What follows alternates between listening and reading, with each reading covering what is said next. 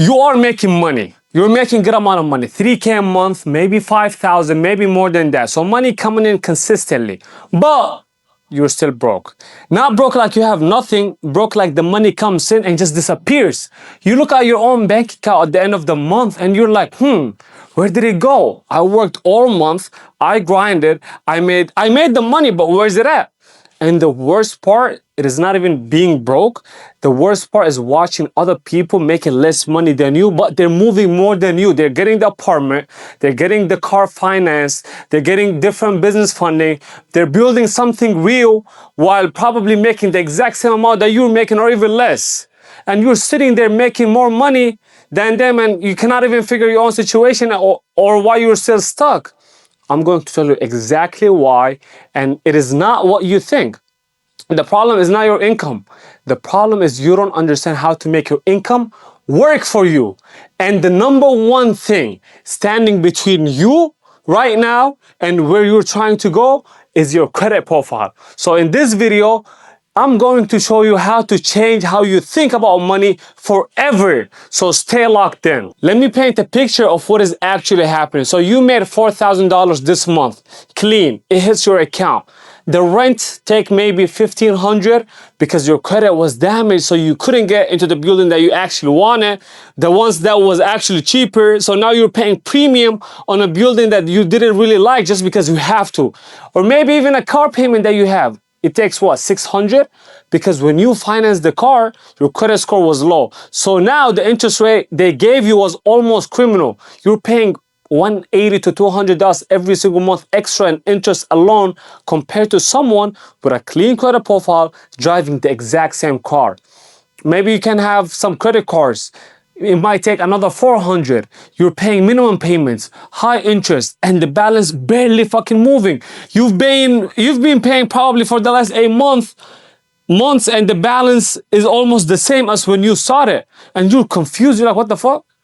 Insurance is higher than it should be. Why? Because in most states, your credit score affects your insurance rate. If you have bad credit, higher premium. If you have good credit, lower premium. And then you've got deposits everywhere, extra deposit on utilities, extra deposit on apartments, all because your profile says that you are a risk. So they make you pay more upfront just to live. And by the time all of that clears, you've got what? Maybe $800 left, $800, maybe $900 out of $4,000. And that is not a money problem, guys, but a credit profile problem. Until you fix the credit, you are going to keep watching your income drain through different holes that a clean profile would have closed months ago. And this is what nobody really talks about. And here's what I call it: bad credit tax. So you pay it every single month and nobody ever calls it that, so you can never even realize that you're paying it. That the extra $180 on your car payment, that is the tax. The higher rent because you got denied a better building, that is the tax. The insurance premium, that is $70 more than it should be, that is the tax. The credit card minimum payment going nowhere because the interest rate is 29% and your balance never actually goes down, that is the tax. The security deposit that you had to put down, $300 here, $200 there, just to get basic services because your credit profile said you were a risk, that is the fucking tax I'm talking about. Do you understand? All of that, add all of that up. I've seen people losing what, $600, $700, $800 every single month to bad credit tax. And that is, if you do the math, that is what, $8,000 to $10,000 straight out of their own pocket every single year because of a credit profile that they could have easily fixed in a matter of 90 days. So $3,000 a month, it sounds like, okay, money, right? And it is money. It is, you're making consistent income. You're not fully broke. But guess what? At the end of the month, you only have what, $700 left due to bad credit tax, and you're actually living on what, $2,300, and you're wondering why you can't save any money, why you couldn't invest, why you cannot build. And this is why. Okay, now let me show you the flip side. the same $4,000 a month, but now you have a good credit profile. Your credit profile is clean, 700 plus. You don't have any derogatory marks. You don't have any negative items. You have low utilization with a clean file. You can get that same apartment. Now you're approved at the building that you actually wanted. And now the rent is $200 cheaper per month. That is what? If you do the math, that is in a matter of a year, $2,400 back into your own pocket from just rent alone. The exact same car that you refinanced before.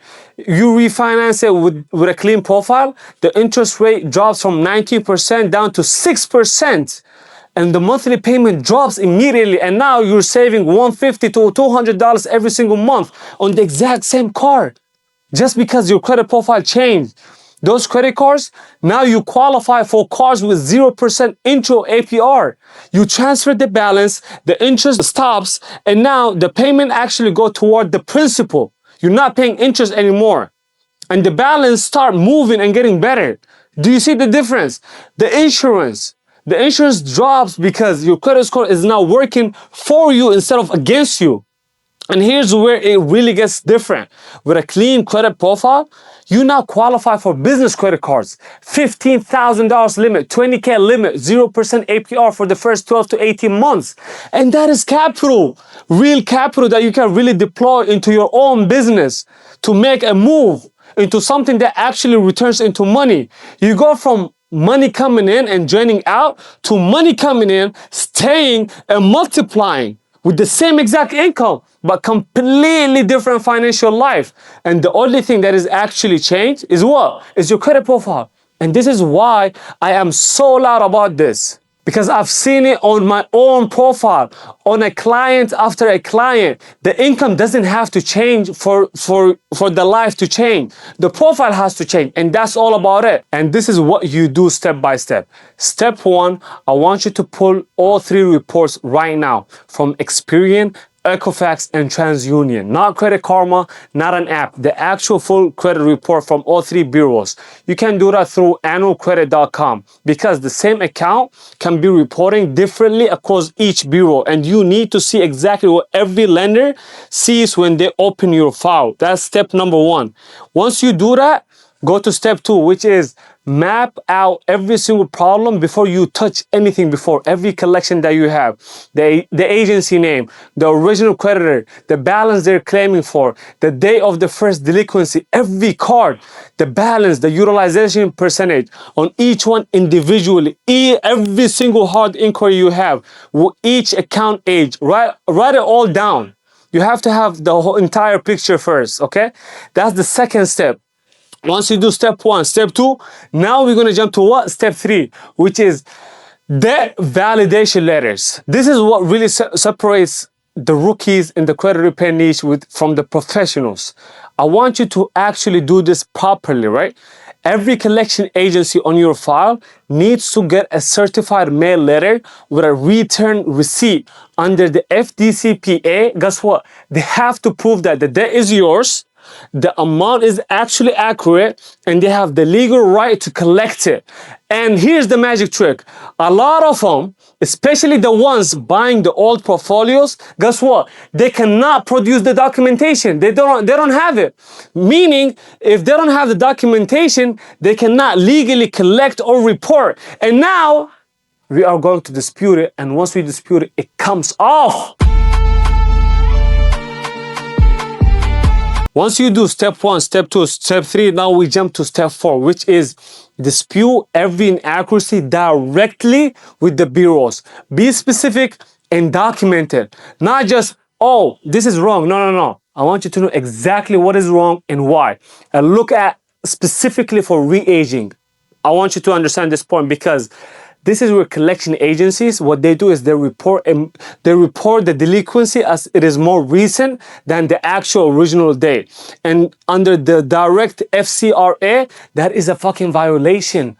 And that grounds for an immediate deletion. So that is your weapon. I want you to find it and then use it as a leverage. Once we're done with the first four steps, now we're gonna jump to step five, which is the accurate collections that survive. I want you to negotiate them. Ask them for pay for delete option, not paid status to update. No, no, no.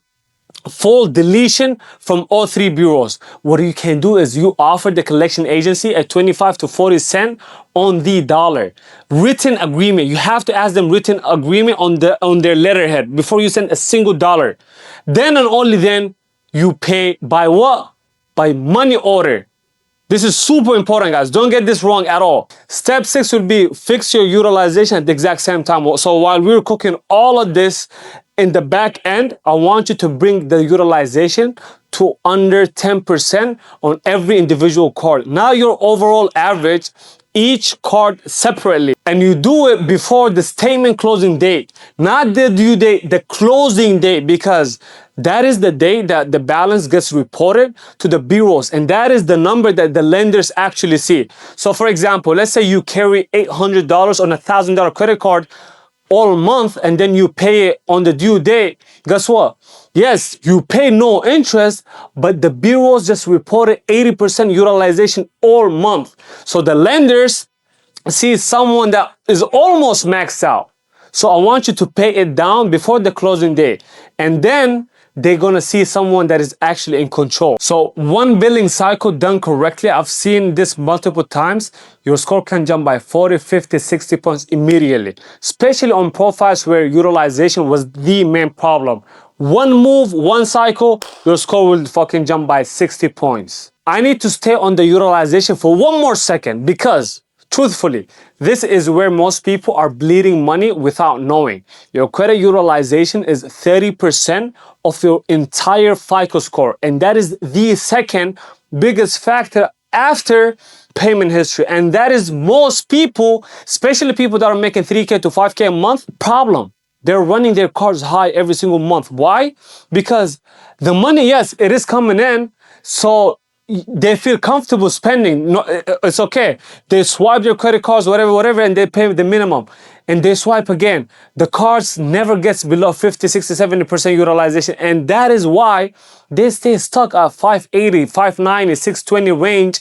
And they don't know why their credit score is not moving. One thing you need to know is your score will never move if your utilization keeps screaming at every lender that this person is dependent on credit, that this person is stretched.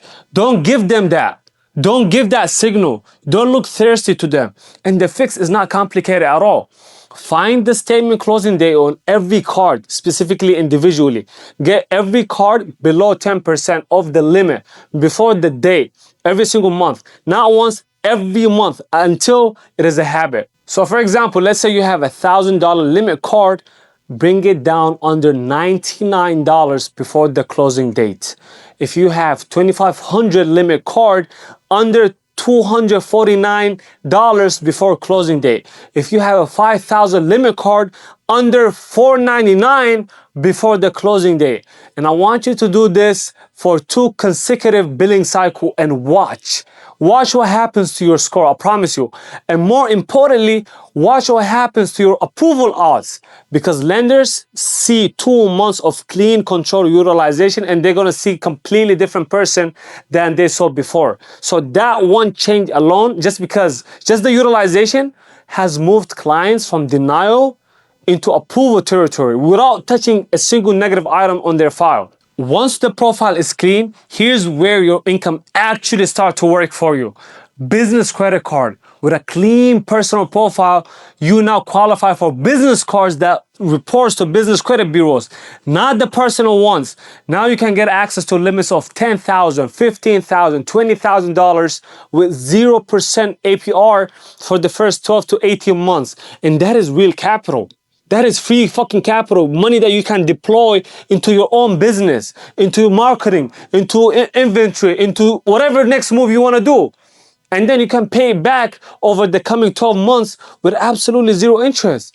And this is what the people with clean credit are doing right now. While your ass is paying 29% interest on maxed out personal credit card, that's what they're fucking doing. Once you have that in place, what comes next? It is business lines of credit comes next. Online lenders who look at your revenue and bank history alongside your personal credit. If you have a clean profile, plus 3 to 6 months of consistent deposits in a dedicated business bank account, that will give you access to 50 to 100K easily. And here's the thing about business bank account. You need a dedicated one, not a personal account you run business income through. No. A dedicated business account, because lenders want to see a consistent deposit over time. They want to see a pattern of real cash flow month after month after month. And here's the thing about business bank account. You need a dedicated one, not a personal account that you run business income through. No. A dedicated business bank account. Why? Because lenders want to see a consistent deposits over time. They want to see a pattern of real cash flow month after month after month. That pattern combined with a clean profile is what opens the door to maximum funding. And the goal is to get to the point where banks are competing for your business, not where you're hoping that they say yes, no. Where you are choosing which offer, which one make more sense to you. This, not. You know what I'm saying? And that is what a clean profile will get you. So here's the real breakdown. You're making money, real money, but bad credit is taxing you every single month. You're paying higher rent, paying higher car payments, higher insurance, high interest credit cards that never go down, deposits everywhere, money coming in and bleeding right back out. And the worst part about all of this is you're not even seeing it, because nobody laid it out like this for you, and nobody showed you the exact cost of a damaged credit profile on someone who's actually making money. So I came to America with nothing, no history, no file, and then once I got a credit score, I started with 430 credit score. That was my lowest. I was working 2 jobs and still couldn't get my own apartment. And then I figured this game out by myself. I went from a 430 to 810. And now I run this process for clients every single day. So the income that you have right now, trust me, it is enough. You don't need to make more money to change your financial life. You know what you need? You need your money to stop being taxed by a broken file. So fix the profile, kill the bad credit tax, access real capital, and watch what the same income does when it is not draining through holes every single month. Link is in the description. Fill out the form. We're gonna get on a call, pull your full report, and I will show you exactly what the profile needs and how we're gonna fix it. So your income deserves a clean profile to work with. Let's build it.